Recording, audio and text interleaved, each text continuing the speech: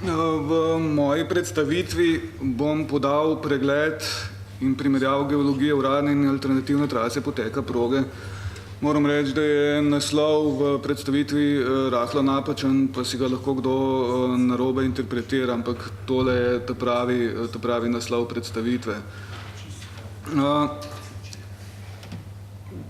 Kje more biti geologija pri projektiranju infrastrukturnih projektov državnih, nam je verjetno približno vsem jasno, mogoče pa komu tudi ne.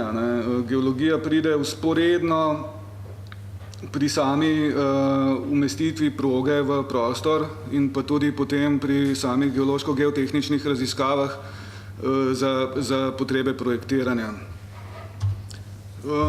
Osnovna izhodišča in ugotovitve v tem mojem prispevku so pa taka, da bom jaz predstavil objektivno primerjavo geoloških razmer na uradni trasi, se pravi uradna mišljena kot vladna trasa, in alternativna trasa, ki jo je predlagala skupina inženirjev pod vodstvom gospoda Varla. To je dolina Rižane po obstoječi progi. Zdaj, da mi ne bo kdo mogoče očital neobjektivnosti. Jaz sem bil več kot 10 let aktivno udeležen v geoloških raziskavah na uradni trasi, ki je bila seveda izbrana med različnimi variantami. Poleg geologije bom omenil tudi teme iz hidrogeologije in krasa, ki so verjetno še bolj pomembne pri gradnji, čeprav zato nisem neposreden specialist, ampak nekaj vseeno vem o tem. Zdaj, na raznih internetnih straneh se pojavljajo v zadnjem času trditve, da se geološke raziskave, da so se začele delati šele lansko leto in da obstoječa vladna trasa sploh ni raziskana. To seveda ni res. Geološke, geotehnične raziskave, tiste za projekt gradbenega dovoljenja, so se delale v letu 2009 in 2010, kjer se je naredila večina raziskav. Še sedaj se delajo neke dodatne raziskave za potrditev določenih nejasnosti, ampak v manjši meri relativno gledano na raziskave v letu 2010. Torej, trditve, da geologija ni poznana na predlagani trasi, ne držijo. Potem naslednje, enakovredna primerjava obeh tras glede na kvaliteto in količino podatkov ni mogoča. Na uradni trasi se je naredil preko 8 km vrtin, množica drugih raziskav, monitoring poteka od leta 2010, monitoring krasa, dinamike podzemnih voda in podobnih zadev. Za alternativno traso sem se jaz pač lotil en teden oziroma še manj časa, pač imamo druge obveznosti, sem si vzel časa, da sem iz obstoječih geoloških kart naredil prognozni profil. Se boste videli v nadaljevanju, v čem je problem, oziroma ko bom predstavil, kaj so prednosti in kaj slabosti obeh tras. Se pravi, o čem se tukaj pogovarjamo? Drugi tir bo mogel premagati geomorfološko stopnjo imenovano Kraški rob. Vsi ga poznate, se pravi, to je območje z relativno veliko višinsko razliko, ki ga je treba premagati tako ali drugače, če hočemo v prostor umestiti nek infrastrukturni objekt. Mogoče samo za občutek, uradna trasa naj bi šla po telih, vidite, po pobočjih Tinjana, pa potem pod viaduktom Črni Kal v masiv in potem proti Divači.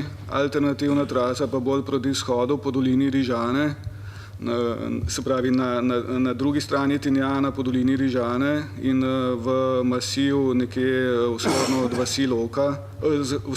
vasi Loka, to je mogoče kilometer 500 vzhodno od Črnega Kala. Zdaj, ne bom vam zelo utrujal z geologijo oziroma s tistimi specialnimi stvarmi, ampak mogoče neke osnove je pa kljub temu dobro, da poznate. Pravi, to območje je nastalo na stiku Jadranske in Dinarske plošče, ki je zaradi stiskanja povzročilo kompresijske deformacije in s tem narivanjem, mogoče na tej sliki se dobro vidi, v osnovi, ko se je kamnina odlagala v morju, ne, pred toliko pa toliko milijoni let, smo imeli najprej spodaj apnence, ki so tukaj označeni rumeni, na to gor modro je fliš. Zaradi stiskanja kompresije ozemlja se je pa vse skupaj nakopičilo prek narivov, so se te enote nakopičile ena na drugo, tako da dobimo ponekod sedaj tudi in v kraškem robu pretežno, da apnenci ležijo pa tektonsko ob prelomih na fliših. In zdaj, če si predstavljamo, da gre niveleta skozi ta masiv, mora presekati fliš, apnenec in tako dalje. Zdaj, za podrobnosti si lahko sami pogledate. Uradna trasa in alternativna trasa glede na vodovarstvene pasove in nadmorsko višino portalov tunelov pri njihovem vstopu v Kraški rob. Se pravi, uradna trasa v zelo majhni meri prečka najširši vodovarstveni pas, dočim uradna trasa s Črno poteka pretežno, se pravi v Kraškem masivu po najširšem vodovarstvenem pasu in kar je treba poudariti, zelo blizu izvira Rižana. Če gledamo nadmorske višine vstopa v Kraški rob, uradna trasa na 190 metrov nadmorske višine, alternativna trasa na 120 metrov nadmorske višine. Ta podatek, razliko 70 metrov, si zapomnite, ker bo pomembno v izvajanju naprej. Izvir Rižane zelo blizu vstopa v portal tunela alternativne trase v Kraški rob. Mogoče zračne razdalje 300 metrov, višinske pa kakšnih 40 metrov niže. Tukaj so narisane podzemne povezave proti izvirom na tem območju. Te rdeče povezave so bile ugotovljene tekom raziskav za uradno traso. Modre so pa obstoječe in vidimo, da za izvire Rižane se pretežno napaja iz Pogorja Slavnika in iz ponikovalnic v Brkinih. Drugače pa uradna trasa poteka nekako po razvodnici med tistimi vodami, ki tečejo proti Boljuncu v Tržaški zaliv in proti Ospu in izvirih v Ospu in proti izvirih v Rižani. Geološka karta pasu vzdolž uradne trase je bila delana v merilu 1:5000 ali še bolj natančnem. Lahko si predstavljate, kakšno merilo je to. Narejeno je bilo preko 5 km vrtin in drugih raziskav. Tukaj, da si boste samo predstavljali, rumena barva so fliši, vse ostalo so apnenci. Zelo poenostavljeno povedano. Zdaj, če gremo po geološkem profilu preko uradne trase od Kopra proti Divači, se pravi, zdaj gremo od spodaj navzgor, bom čisto na kratko predstavil. Se pravi, od Kopra, ko gre tunel v portal predora T8, obkroži v te znameniti zanki, kakorkoli jo že imenujete, Tinjanski hrib, skozi poteka po fliših. Zdaj, če beremo internet, so tukaj različne razlage, da se bo Tinjan podrl, da bodo presahnili vsi izviri, da vse itak drsi. Ni res. Dela se tukaj že 10 let monitoring in se pravi vrtine in kilometri in dejansko tudi v katastru plazov nimamo tukaj poznanih plazov in dejansko tukaj teren ne drsi. Ne moremo to območje primerjati z Rebrnicami, nikakor ne. Tukaj bodo tuneli, če bodo izkopani v živo skalo, v fliš, ne bodo v neke pobočne nanose, ki globoko strukturno drsijo. No, potem pa, če gremo, se pravi, tukaj od Črnega Kala pa proti Divači, tunel 2, tunel 1, zelo na hitro, zdaj po sekcijah. tale profil, da si ne bo že spet kdo na kakšnem soočenju predstavljal, da plasti res upadajo tako strmo, kakor so narisane, ampak je stisnjen malo skupaj. Tukaj je pa pravo merilo X pa višinske osi. Se pravi, v črnem kalu vstopi v masiv in poteka preko flišnih kamnin, preko nariva, preidemo v apnence. Tukaj si lahko predstavljate apnenec navzgor, ta črna zadeva je pa fliš, potem pod črnočiškim kamnolomom apnenec navzgor, spodaj fliš, preseka take pasove in potem gre pa pretežno skozi apnenec pod predorom Kastelec. Potem pa na območju Beke gre zelo blizu Beškov-Cizelskega jamskega sistema. Tudi zato smo slišali, da lahko predstavlja problem. Lahko predstavlja problem, je pa zadeva tukaj, že 10 let se izvaja monitoring nihanja podzemnih voda v Beškov-Cizelskem jamskem sistemu. Natančno se ve, kakšni so prostori, dimenzije prostorov, kam potekajo. Ve se, da bo Beškov-Cizelski jamski sistem zalit v območnem deževju, ampak se potem tudi hitro sprazni. Se pravi, če imamo, prostori so pa taki, kot na teli sliki. Se pravi, če imamo vsaj približno znane parametre, se lahko tudi za gradnjo načrtuje, kdaj se bo, kakšne inženirske rešitve se bodo izvedle, kdaj se bo gradil, glede na padavine in podobno. Znane so rešitve, recimo na Hrvaškem so delali celo tam, kjer so v tunelih naleteli na podzemne jame, so naredili pač most noter. Tukaj bo treba narediti zadeve v nedrenirani obliki. Potem, se pravi, če gremo še naprej, preide trasa v flišno območje, kjer prečka dolino Glinščice. To je zelo ozka grapa, flišna grapa, ki se šele nato potem kakšna 2 kilometra proti jugu razširi v tisto lepo fotogenično Glinščico na italijanski strani. Tukaj seveda bo treba biti pri gradnji previden, ker karkoli se bo tukaj zgodilo, bo preteklo čez Glinščico.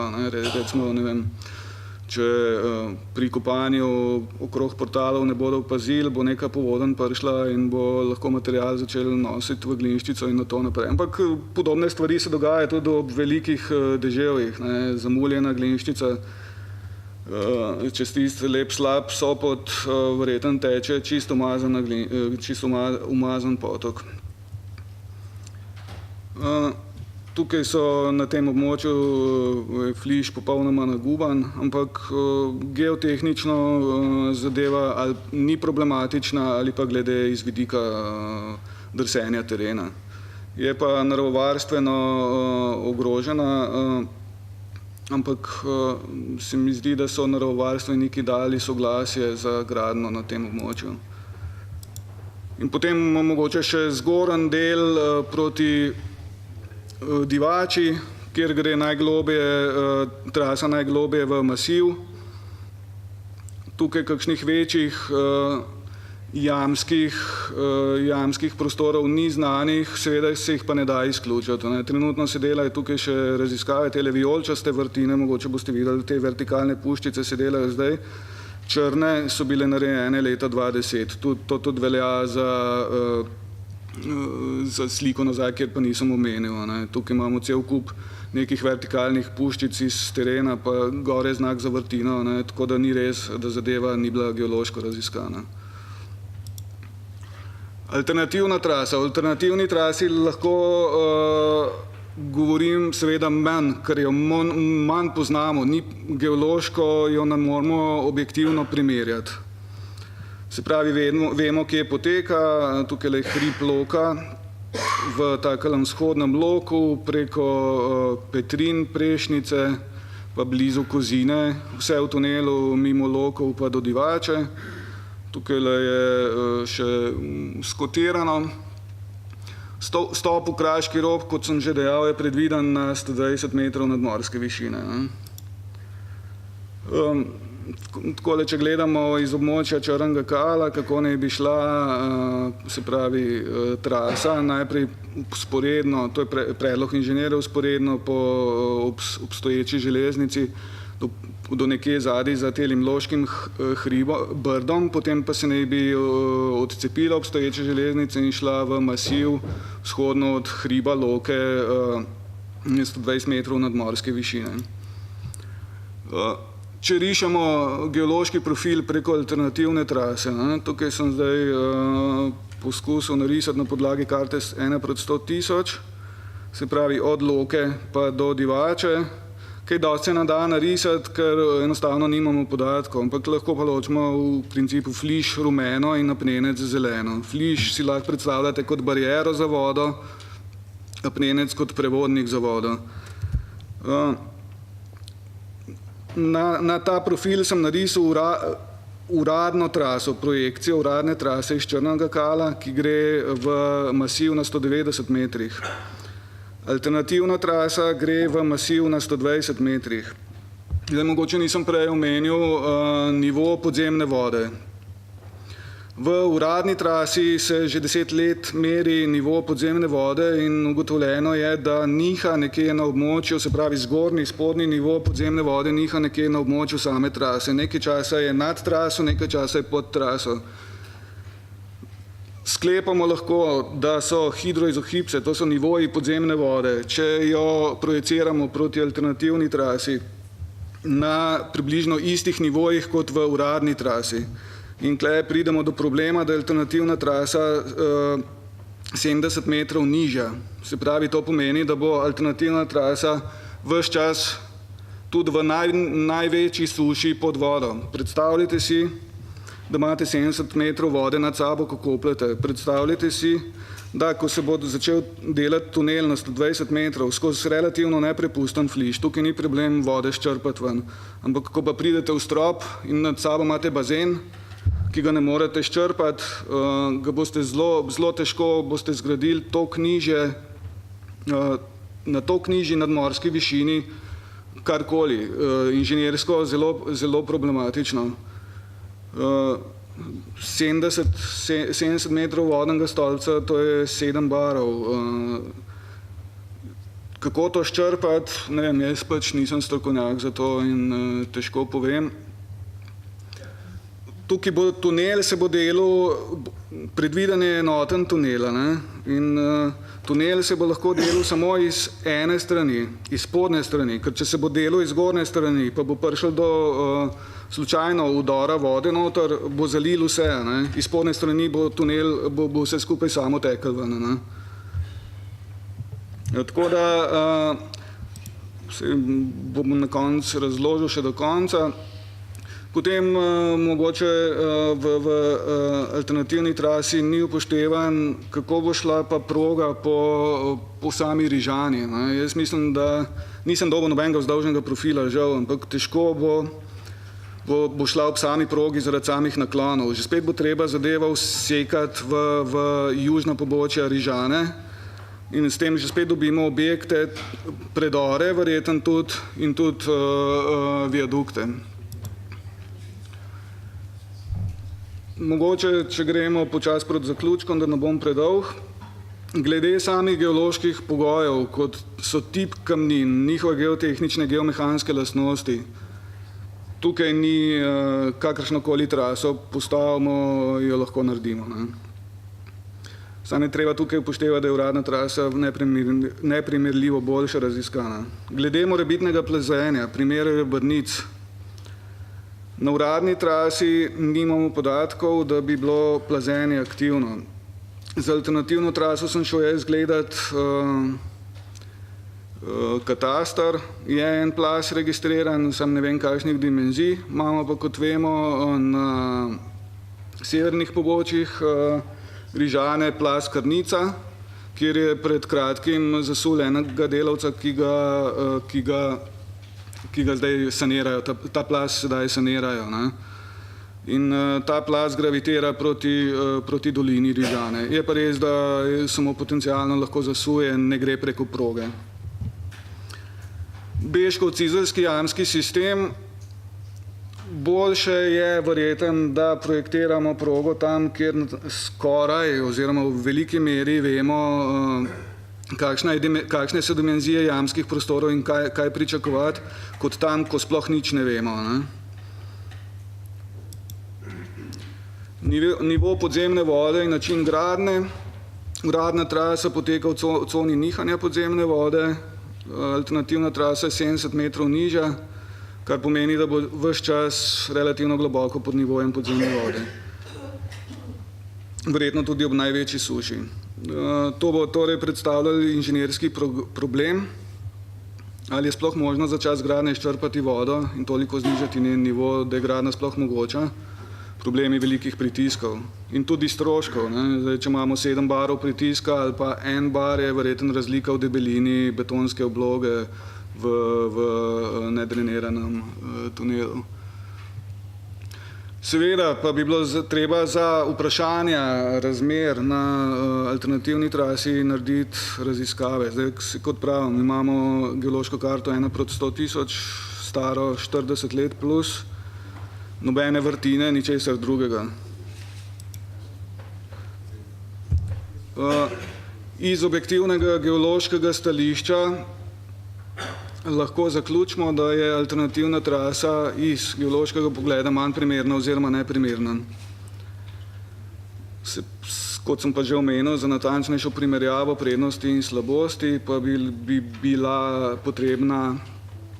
potrebne sploh osnovne raziskave.